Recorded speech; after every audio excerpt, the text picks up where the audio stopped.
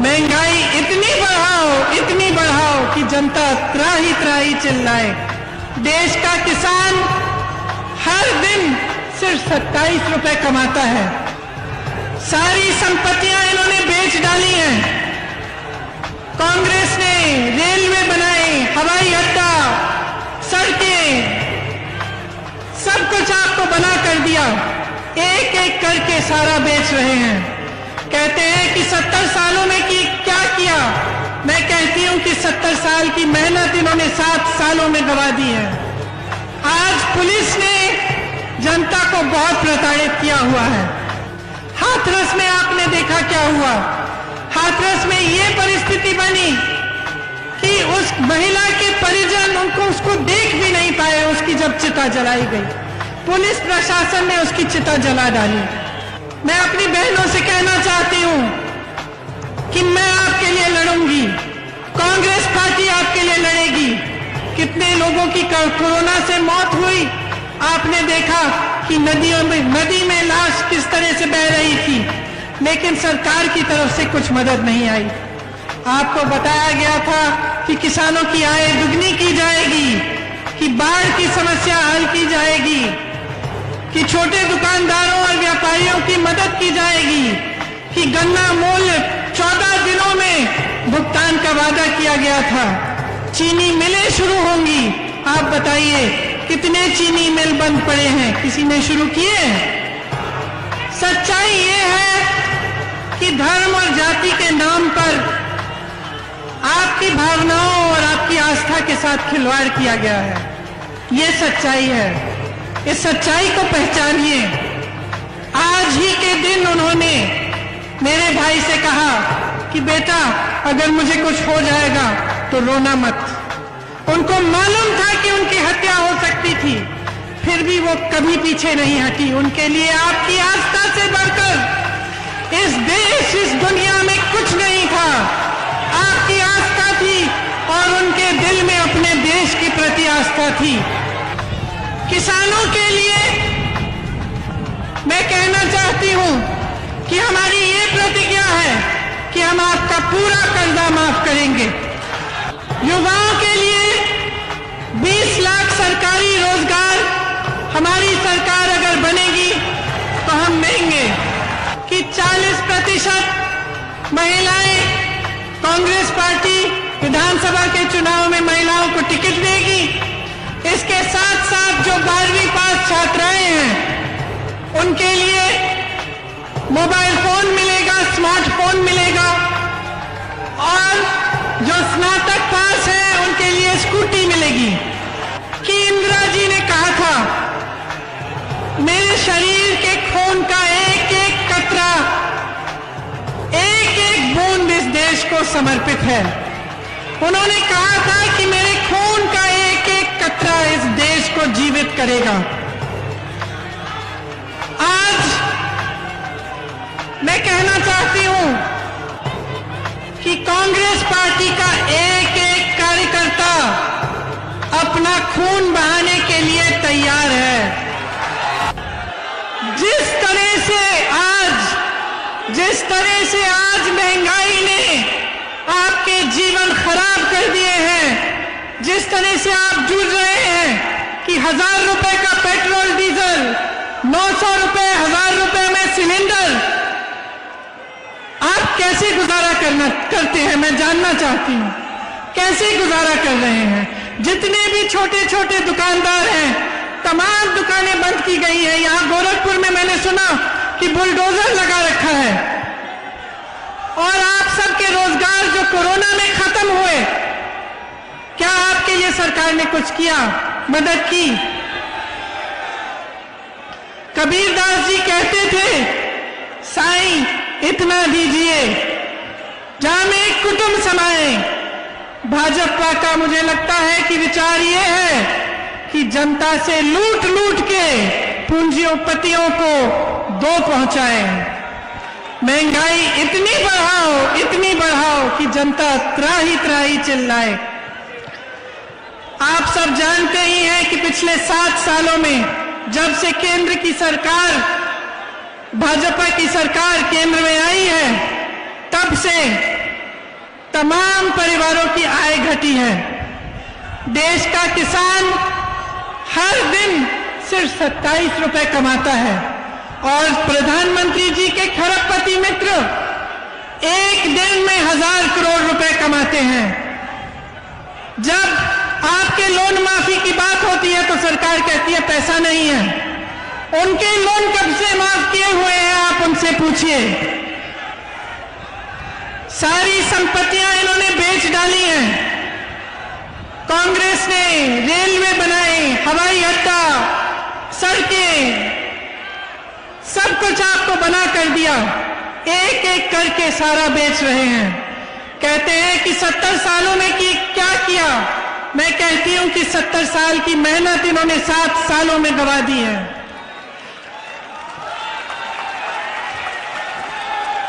आज का युवा बेरोजगार है।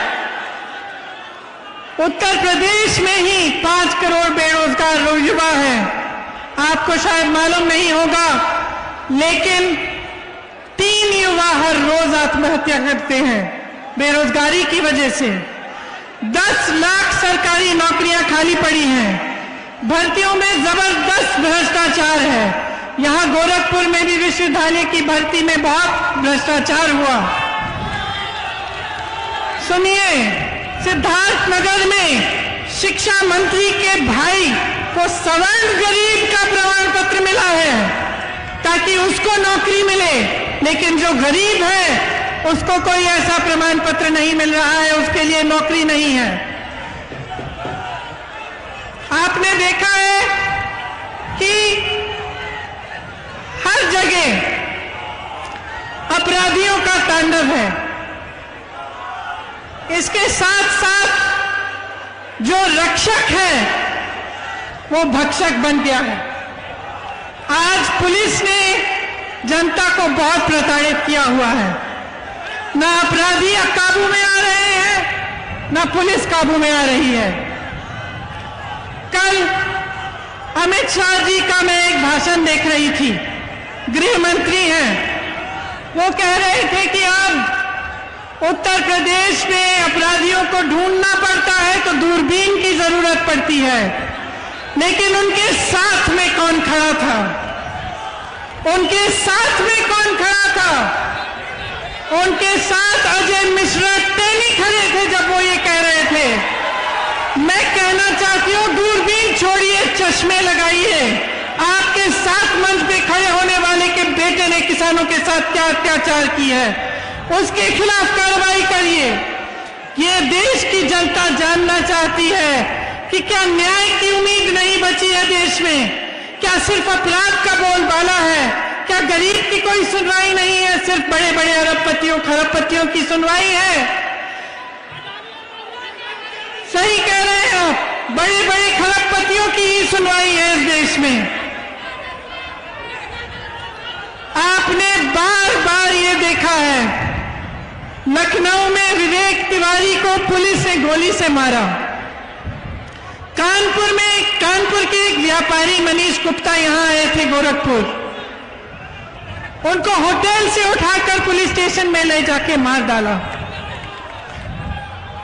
उनकी पत्नी ने मेरे से पूछा मैं क्या करूंगी, मैं क्या करूंगी। मैंने फोन पे उनसे बात की। उन्होंने कहा मेरी सहायता कौन करेगा, मुझे न्याय कौन देगा। मैंने आगरा की बात की, वहां अरुण वाल्मीकि के परिवार को इस तरह से उन्होंने मारा पीटा, वो बात मैं आपको सुना चुकी हूं। तो आप बताइए, जब जनता में इस तरह के संकट आते हैं और जनता को ये समझ में आ जाता है कि उसकी सुनवाई नहीं है, कि सरकार उसके लिए खड़ी नहीं हो रही है, उसकी मदद के लिए नहीं है, तो देश और प्रदेश में क्या होता है? जो आस्था नेताओं में होती है वो हिलती है, और जब वो आस्था हिलती है तब आपकी एक बहुत बड़ी जिम्मेदारी होती है कि आप प्रश्न पूछें। आप ये पूछें कि ये हमारे साथ क्यों हो रहा है। जो आपने वादे किए, जो आपने मंच पे खड़े होकर हमें बताया, उसके बारे में आप क्या कर रहे हैं। अब मेरी बहनों को देखिए, बहुत सारी मेरी बहनें यहां आई मेरी बातों को सुनने के लिए। किस तरह से संघर्ष करती हैं। एक महिला का जीवन संघर्ष का जीवन होता है। घर पे संघर्ष करती है, बाहर जाती है, खेती करती है, घर आकर सबके लिए खाना पकाती है, देखभाल करती है, सबका तमाम संघर्षों का सामना खुद करती है। महिलाओं पर जिस तरह से अत्याचार उत्तर प्रदेश में हुआ है इन 5 सालों में, वो आप मेरे से अच्छी तरह जानते हैं। उन्नाव में आपने देखा क्या हुआ। एक लड़की के साथ अपराध किया, अत्याचार किया, उसको जला दिया गया।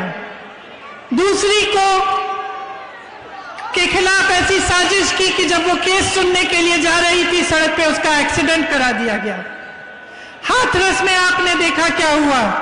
हाथरस में ये परिस्थिति बनी कि उस महिला के परिजन उसको देख भी नहीं पाए। उसकी जब चिता जलाई गई, पुलिस प्रशासन ने उसकी चिता जला डाली। महिलाओं को अपनी लड़ाई खुद लड़नी पड़ेगी। गोरखपुर में भी जब एक लड़की ने पिता का पिटाई करते हुए वीडियो बनाया तो उसको गोली मार दी। जब एक दलित लड़की के साथ बलात्कार किया गया तो उसको सिगरेट से जलाया गया। विश्वविद्यालय की छात्रा का परिवार न्याय मांगता हुआ दर दर भटक रहा है। मैं अपनी बहनों से कहना चाहती हूं कि मैं आपके लिए लड़ूंगी, कांग्रेस पार्टी आपके लिए लड़ेगी, और मैं आपको वो शक्ति देना चाहती हूं जिसके जरिए आप खुद अपनी लड़ाई मजबूती से लड़ पाएंगी। 40% महिलाएं जब राजनीति में आएंगी तब राजनीति को बदल डालेंगी, ये मेरा दावा है। क्योंकि महिलाओं में करुणा है, महिलाएं बहुत समझदार होती हैं, लड़ने की क्षमता होती है महिला में, और जितने अत्याचार महिलाओं के साथ हो रहे हैं उनका सामना हम ऐसे करेंगे। जब हम राजनीति में और महिलाएं आएंगी तब हम सामना करेंगे, क्योंकि जब महिला को परेशान किया जाएगा वो हमारे पास आएगी, महिलाओं के पास आएगी, तो हमें वो संवेदना भी होगी और वो शक्ति भी होगी कि हम उसकी मदद कर पाए।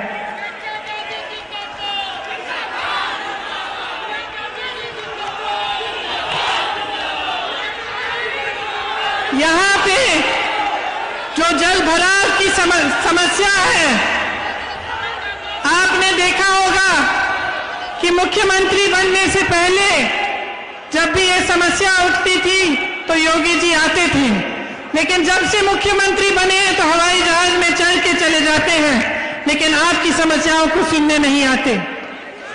जिस तरह से इनकी सरकार ने जन जन की रोजी रोटी खत्म की है, ये आप अच्छी तरह से जानते हैं। कोरोना के समय जिस तरह से सरकार ने आक्रमण किया पब्लिक पे कि जो ऑक्सीजन मांग रहा था उसके खिलाफ कार्रवाई की गई, उसको कहा गया कि तुम्हारी जमीन जब्त कर देंगे। जो परेशान था, जो हॉस्पिटल का वीडियो निकलता था कि अस्पताल में परेशानी है, तो उस हॉस्पिटल को दबाया जाता था, वहां जाकर प्रताड़ित किया जाता था। मदद नहीं आई, सहायता नहीं हुई, कितने लोगों की कोरोना से मौत हुई। आपने देखा कि नदी में लाश किस तरह से बह रही थी, लेकिन सरकार की तरफ से कुछ मदद नहीं आई। जिनकी रोजी रोटी कोरोना की वजह से भी छिन गई, आज तक उनको सहायता नहीं मिली है। कांग्रेस पार्टी ऐसे कमजोर परिवारों को 25,000 रुपए की नकद आर्थिक सहायता देगी।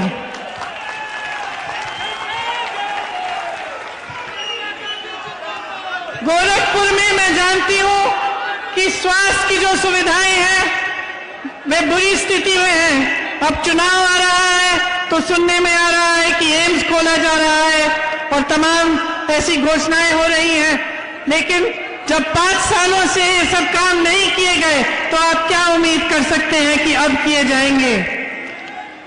यहाँ पे पूर्वोत्तर रेलवे का मुख्यालय है। आप जानते हैं कि अब रेलवे भी बेची जा रही है, उसका भी प्रयास है, और जो तमाम लोग रेलवे के जरिए रोजगार पा रहे हैं उनका क्या होगा? ये सवाल अब पूछने का वक्त आ गया है। आपके पास यहाँ आकर बहुत सारे खोखले वादे किए गए। आपको बताया गया था कि किसानों की आय दुगनी की जाएगी, कि बाढ़ की समस्या हल की जाएगी, कि छोटे दुकानदारों और व्यापारियों की मदद की जाएगी, कि गन्ना मूल्य 14 दिनों में भुगतान का वादा किया गया था, चीनी मिलें शुरू होंगी। आप बताइए कितने चीनी मिल बंद पड़े हैं? किसी ने शुरू किए? कहा गया था कि हवाई चप्पल वालों को हवाई जहाज में यात्रा कराई जाएगी। आज सड़क पे चलना मुश्किल हो गया है, गाड़ी में जाना मुश्किल हो गया है। सबको सोचना पड़ता है कि 100 रुपए में पेट्रोल डीजल होगा, कैसे जाएंगे? यहां पे गुरु गोरखनाथ जी की वाणी का विपरीत हुआ है। बुलडोजर चलाए गए हैं, आपकी संपत्ति को जब्त करने की बात की गई है, जेल में डालने की, धमकाने की बात की गई है। तो एक समय आ गया है कि आप जो अपने नेता में आस्था रखते हैं उस पर एक प्रश्न उठाइए कि यहां पे जिसने आपको इतने वादे किए उसमें से एक भी वादा पूरा नहीं हुआ। तो ये समय आ गया है कि अब प्रदेश में, पूर्वांचल में बदलाव आना चाहिए। अगर आप जागरूक नहीं बनेंगे, अगर आप प्रश्न नहीं उठाएंगे, तो उत्तर प्रदेश इस खाई में से नहीं निकल पाएगी। सच्चाई ये है कि धर्म और जाति के नाम पर आपकी भावनाओं और आपकी आस्था के साथ खिलवाड़ किया गया है। ये सच्चाई है। इस सच्चाई को पहचानिए। इस सच्चाई को पहचानिए कि एक नेता का सबसे बड़ा धर्म सेवा होता है। आज सरदार पटेल जैसे नेता जी का जन्म दिवस है और इंदिरा जी जैसी नेता की शहादत का दिवस है। इंदिरा जी ने आपको दिखाया, उनके लिए देश के ऊपर कुछ नहीं था। उन्होंने इस आस्था के लिए, जो आस्था आपने उनमें रखी थी, इस आस्था के लिए अपना जीवन दिया। वो कभी पीछे नहीं हटी। उनको मालूम था कि उनकी हत्या होने वाली थी। आज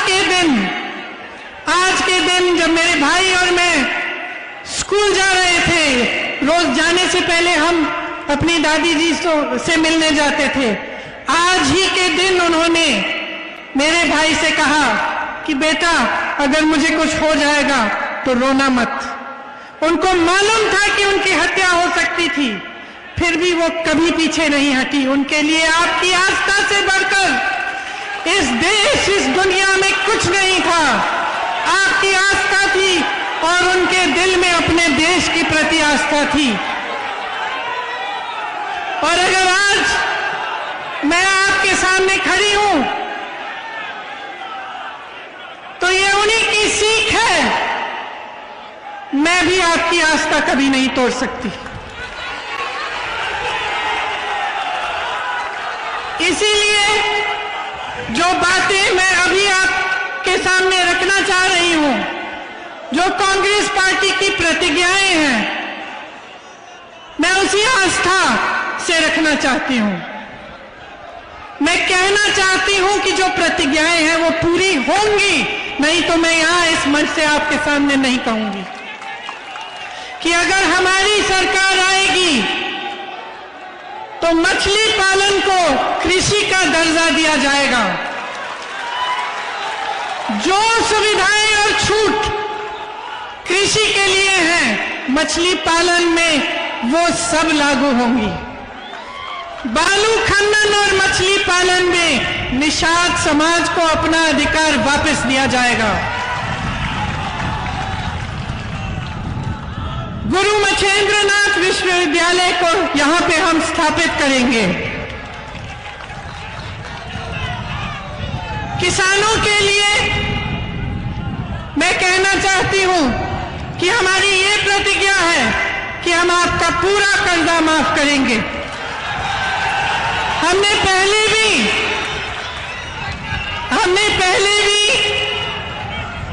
ऐसी प्रतिज्ञा की थी और आप जानते हैं कि 72,000 करोड़ रुपए का कर्जा हमने माफ किया था कांग्रेस पार्टी के सरकार ने। किसानों के लिए गेहूं और धान 2500 पर क्विंटल में खरीदा जाएगा और गन्ना किसानों के लिए 400 रुपए। यहां मैं जानती हूं कि गन्ना का किसान बहुत ही परेशान है। मैं ये भी जानती हूं कि अन्ना पशु की बहुत ही समस्या है और जिस तरह से हमारी सरकार ने छत्तीसगढ़ में इस समस्या को सुलझाने की पूरी कोशिश की है, उसी तरह से यहां पे अन्ना पशु की समस्या सुलझाने का हम काम करेंगे।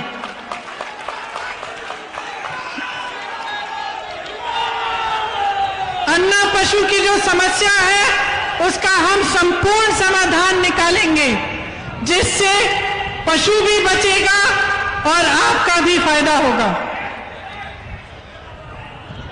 युवाओं के लिए 20 लाख सरकारी रोजगार हमारी सरकार अगर बनेगी तो हम देंगे और जो संविदा कर्मी हैं और जो कॉन्ट्रैक्ट पे नौकरी करते हैं उनका हम नियमितीकरण कराएंगे। अपनी बहनों के लिए मैं कह चुकी हूं कि 40% महिलाएं कांग्रेस पार्टी विधानसभा के चुनाव में महिलाओं को टिकट देगी। इसके साथ साथ जो 12वीं पास छात्राएं हैं उनके लिए मोबाइल फोन मिलेगा, स्मार्टफोन मिलेगा और जो स्नातक पास है उनके लिए स्कूटी मिलेगी। मेरी बहनें, आपको भाजपा सरकार ने कहा था कि आपको 1 सिलेंडर मुफ्त मिलेगा। उसके बाद उन्होंने सिलेंडर के दाम ऐसे उठा दिए कि आपको वही 1 सिलेंडर अगर मिला तो मिला, उसके बाद नहीं मिल पाया। हमारी सरकार आपको साल में 3 सिलेंडर मुफ्त देगी। आप मेरे दिल के बहुत करीब हो, आपके लिए सब कुछ। आप जब सरकारी बस में यात्रा करेंगी तो आपकी यात्रा मुफ्त होगी। आंगनबाड़ी और आशा बहुएं दिन रात काम करती हैं, उनको कम से कम 10,000 रुपए का मानदेय मिलेगा। कोरोना में बहुत लोगों ने बहुत संकट का और संघर्ष किया, बहुत संकट का सामना किया। हमारा संकल्प है कि कोई भी बीमारी हो 10 लाख तक उसका मुफ्त इलाज सरकार कराएगी।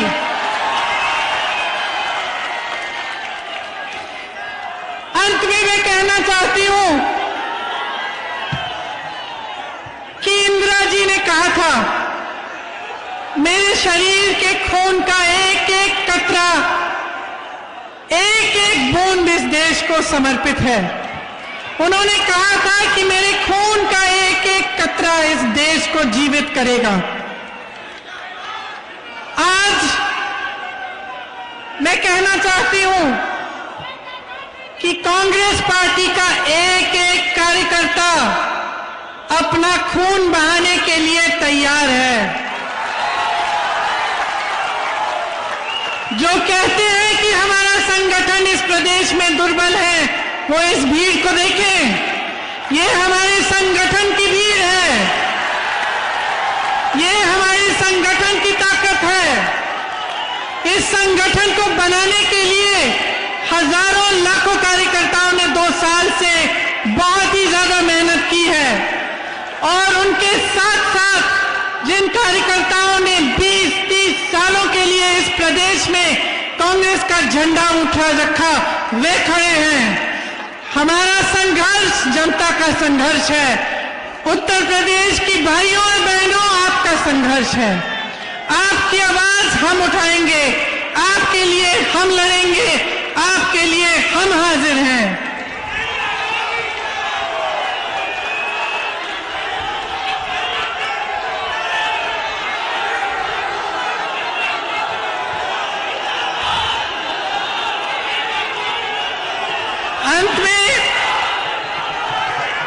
अंत में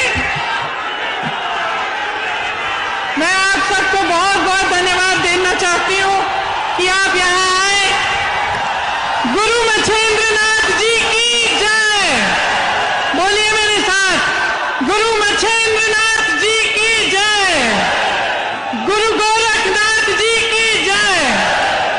जय हिंद, जय हिंद, जय हिंद। धन्यवाद।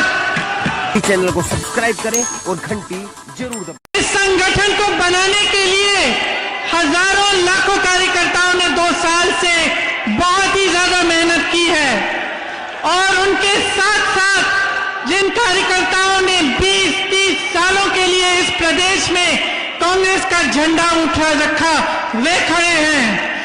हमारा संघर्ष जनता का संघर्ष है। उत्तर प्रदेश की भाइयों और बहनों, आपका संघर्ष है। आपकी आवाज हम उठाएंगे, आपके लिए हम लड़ेंगे, आपके लिए हम हाजिर हैं।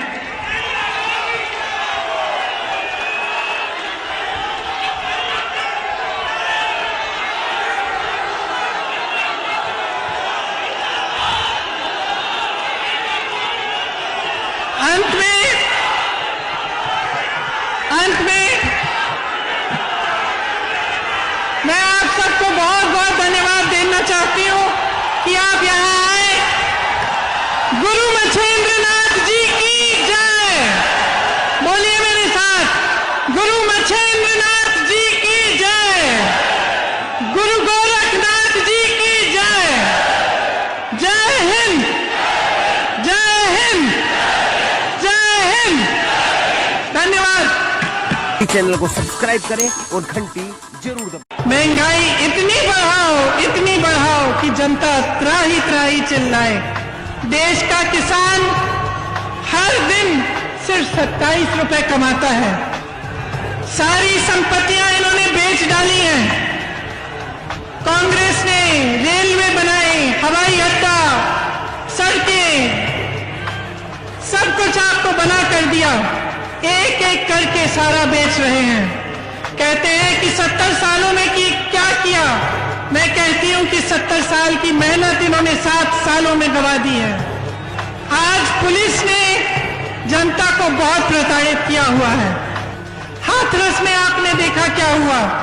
हाथरस में ये परिस्थिति बनी कि उस महिला के परिजन उसको देख भी नहीं पाए। उसकी जब चिता जलाई गई, पुलिस प्रशासन ने उसकी चिता जला डाली। मैं अपनी बहनों से कहना चाहती हूं कि मैं आपके लिए लड़ूंगी, कांग्रेस पार्टी आपके लिए लड़ेगी। कितने लोगों की कोरोना से मौत हुई, आपने देखा कि नदी में लाश किस तरह से बह रही थी, लेकिन सरकार की तरफ से कुछ मदद नहीं आई।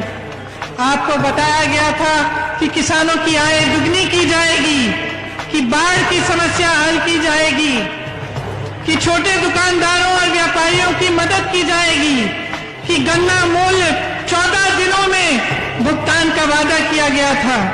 चीनी मिलें शुरू होंगी। आप बताइए कितने चीनी मिल बंद पड़े हैं, किसी ने शुरू किए?